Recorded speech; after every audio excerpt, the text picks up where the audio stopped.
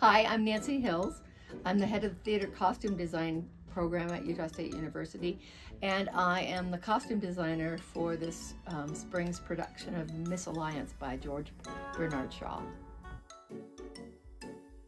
I went to the University of Oregon. I have actually my undergraduate degree in performance, but while I was at the University of Oregon, I had a work-study job in the costume shop. So I was always there, and one of my good friends was in the graduate program, and so I just started helping her and assisting her with shows. Then I took a historic clothing class, which I was like, oh my gosh, I have found my people. I was just utterly fascinated with the history of clothes. I really was fascinated with finding more ways of telling stories with costumes.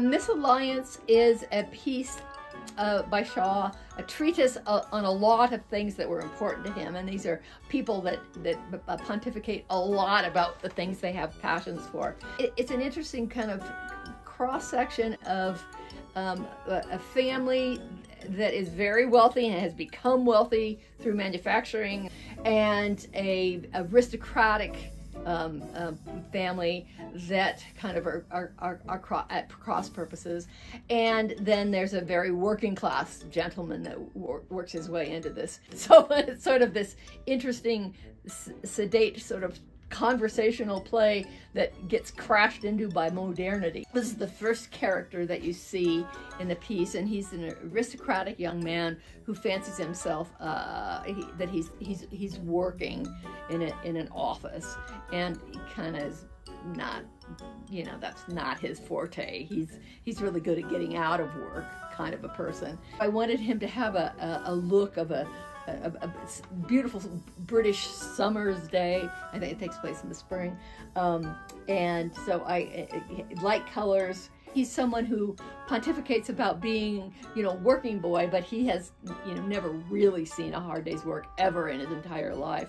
One of the women that you meet is the daughter of the gentleman who has made a huge amount of money with an underwear factory. And these are actually kind of style lines that are a little more modern. He's got some straighter lines that speak more of the first decade and the second decade of the 20th century. This is the youngest female in the cast.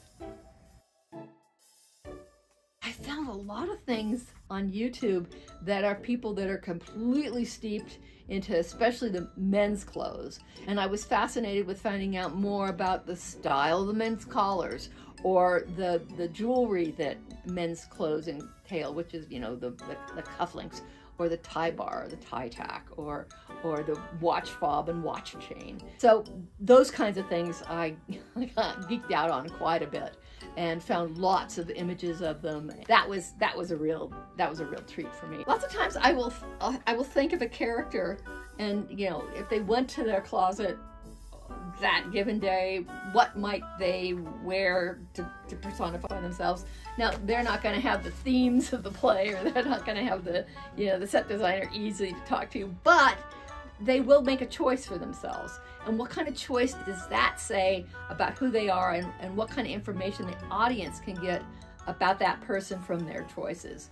Do take advantage of this wonderful opportunity to see this seldom done George Bernard Shaw play. It opens in the Morgan Theatre at Utah State University on April 14th, and you can get tickets online or at the box office. Please come see it. I think it will be terrific.